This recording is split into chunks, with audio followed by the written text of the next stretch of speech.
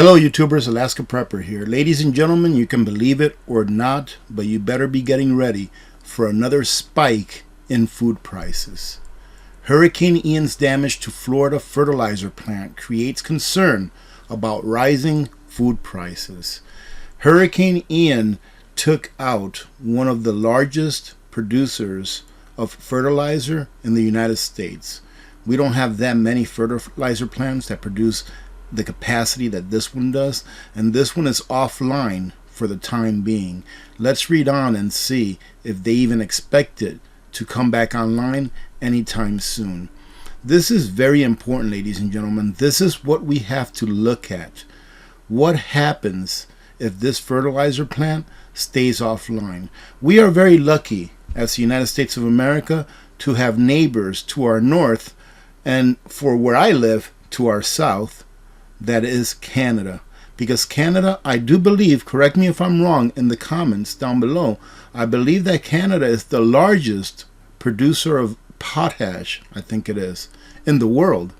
So it is a good thing that we have a neighbor to our north and to my south that has that capability and that is willing to export so that we can import that.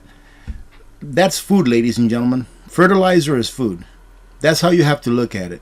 The less fertilizer there is, the less food that's going to be produced. All I have to say about this is take a look at Sri Lanka. Go ahead and do a little bit of a research on Sri Lanka and what it is that began their demise, right? And I'll give you a very short version of it. Their new government, well, not the very new one that just got established, but the one before, when they took office, from one day to another, they said, no more fertilizer, we're going completely organic. Well, I don't know if that was a test case or not, but we can all see what the results were. And if you're not up on what happened in Sri Lanka, take a look at it. Because just by them cutting out their fertilizer, it led to somewhat of a revolution where they took over their government and then installed a new government. Unfortunately, that new government that was installed was via the United Nations, or they pretty much placed them in there, but that's my opinion, of course. Hurricane Ian forced a temporary closure of one of America's largest fertilizer production facilities. How temporary? We don't really know yet. Food industry and agriculture experts are warning it could cause a spike in grocery store prices at a time of the year, ladies and gentlemen, where people are already going to be monetarily stressed because they're going to start paying higher electricity bills, higher heating bills. And the reason I say higher electricity bills is that usually in the wintertime, people use more electricity for different reasons. Here in Alaska, my electricity bill almost doubles in the winter because I'm using a lot more things to help us get a long winter than I normally would use in the summer. In addition, of course, to the expense of the heating fuel that we use here where I live. There is concern about storm surge flooding things that could impact land use, whether it's for growing crops, whether it's for fertilizer, and eventually those things to work their way into the ingredient cost and then work their way down through the system to the prices that we see at the store. Pretty much what this lady here is saying is that the input costs are going to be a lot greater because of the damage that was spread out by Hurricane Ian. In addition to that, we have a fertilizer plant that is right now offline. Let's keep our fingers crossed and pray that they bring it back up to line. Ladies and gentlemen, I'm not taking anything away from those people that are suffering right now in Florida, but this is going to affect them as well. This is just going to be another stressor on top of all of the stressors that they are currently facing that they will have to deal with here in the future. And here they report that Hurricane Ian forced Florida fertilizer maker Mosaic Co. to halt operations across Polk County for an unspecified amount of time as disaster relief efforts get underway.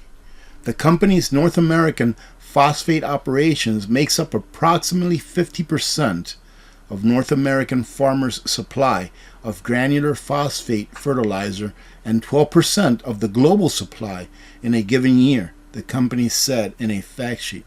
That is huge, ladies and gentlemen. 50% for our country. And even if they said 12% for our country, that would be huge news. Because remember, fertilizer equals food. But it's 50% for the U.S. and 12% worldwide.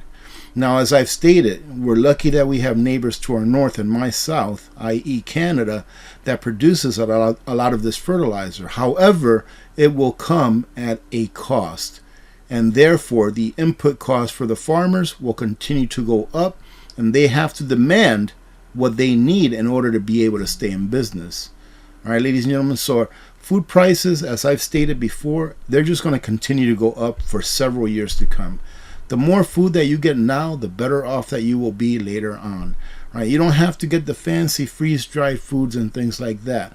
I believe that freeze-dried foods are a very good complement to a prepper's pantry. However, get what you eat and eat what you get. Every time you go to the store, get a little bit more than what you need. You don't have to buy out the entire shelf, but get a few more of what it is that you eat, especially those things that are going to last a long time, i.e. canned items, canned foods, very dry foods like pasta, like beans, any kind of legumes, things that will last a long time on the shelf. Peanut butter, jams, those things last pretty good long while on the shelf. If you like to eat bread, don't necessarily stock up on 100 loaves of bread, but buy some flour, have some yeast, some salt, a little sugar. There you go. You have bread as long as you have water as well and somewhere to cook the dough into or bake the dough into the bread. All right, ladies and gentlemen, it's as simple as that. It's really not that difficult. Many people think that being prepared or getting prepared is too difficult, and it's not. It's because they see a lot of channels where you have preppers that have aged. For example, I am an aged prepper, not because of my gray hair, but because I've been doing it for a while and I've already got the things that I need. So then I start looking at peripherals, water filtration system, different water filtration systems, different types of food that will last a long time. I do a lot of things that I like to review on that channel that I necessarily don't need. For example, I just reviewed an all liquid propane generator. Did I need that? No, but I got it because I thought that it would be good to show it off just in case it would fill a niche in someone that watches my content. So don't be frustrated or intimidated when you see prepper channels show you all of these things, because more than likely they've been doing it for years, and really all that you need to survive is not a freeze dryer. It's not all these fancy gadgets, but really you need the basics that will keep you alive.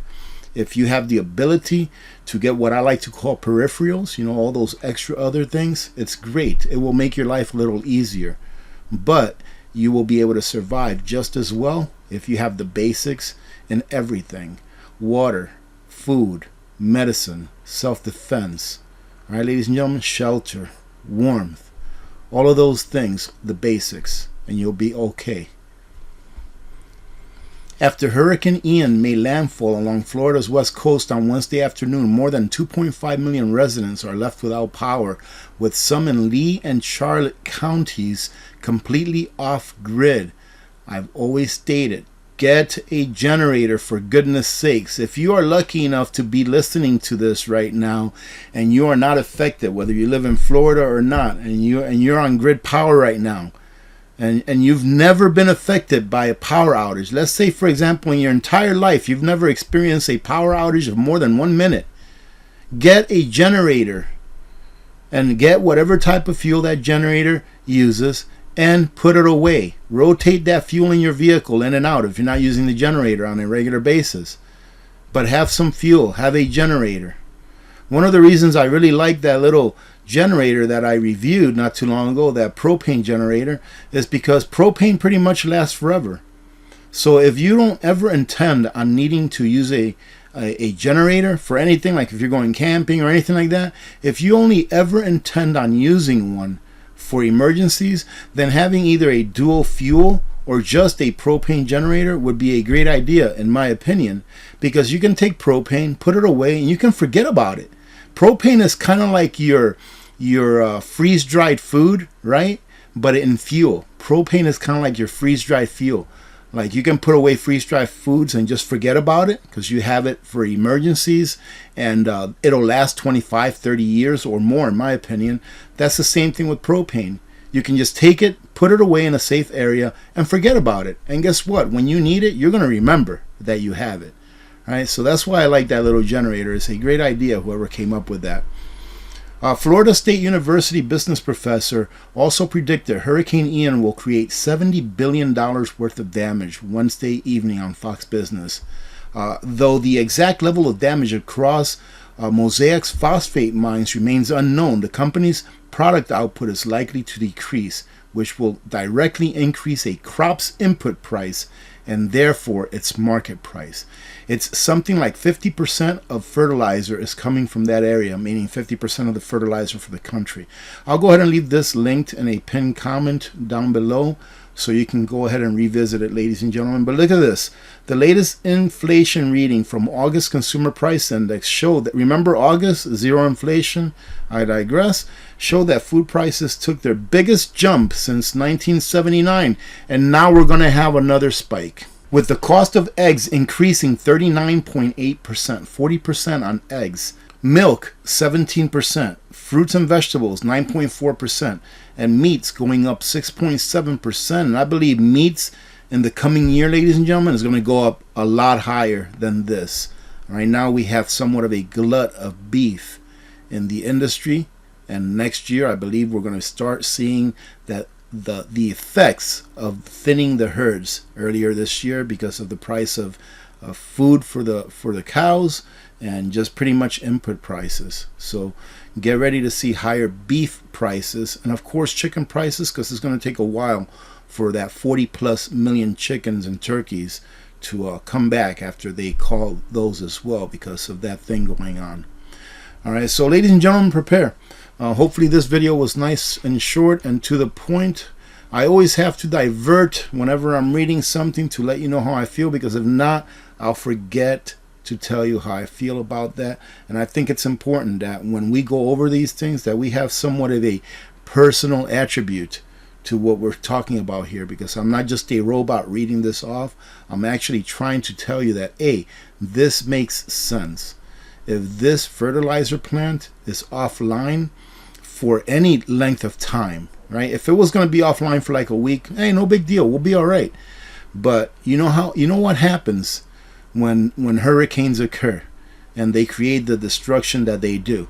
It usually takes a very long time for things to go back the way they were, especially with the amount of damage that this hurricane itself caused to our brothers and sisters in Florida. And I also believe that down in South Carolina they had some serious flooding as well. So let's pray for those people down there. We're all Americans and we are all in this together. But you have to remember one thing, ladies and gentlemen, that you need to prepare. You need to continue to prepare. I will continue preaching this until there is no need for people to be prepared. So get used to seeing me for a while, unless you decide to click off, that is. Having said that, I hope that you have a great day, ladies and gentlemen. Thank you very much for all your support. Thank you very much to all of you that joined in on yesterday's live stream. Had a really good time, so thank you very much for spending a little bit of time with me there yesterday. And I hope that you have a great week ahead. All right, be safe. All right, make sure that I'm going to use this because Full Spectrum Survival, Brad over there, I believe it's Brad, right? At Full Spectrum Survival, what he says, it's true. Go out there and do your job that allows you to sustain the standard of living that you sustain. So go out there and do your work. And then after you're done doing your work, make sure that you take some time every day to do a little bit of preparedness with yourself and your families. But then again, more importantly, remember to have some fun with your family and to actually spend time, quality time with your family. I had a great time last night. My in-laws visited, and it was my son, my daughter-in-law, my grandson, my wife, my daughter, and of course my daughter-in-law's father and mother and her grandmother came by, and we had a really, really good time. So it's very important that you spend time with family, ladies and gentlemen, because in the end, you're going to need to rely on someone, no matter how well prepared you are. And who better to rely on than family that you can trust and family that you already love. Having said that, remember to be good to each other. When good people do good things happen. Remember to reach one, teach one, and repeat. If we all did this, the world would be a better place, and you know that it will be a better place. Many blessings to all of you and your families. I'm Alaska Prepper. I am out.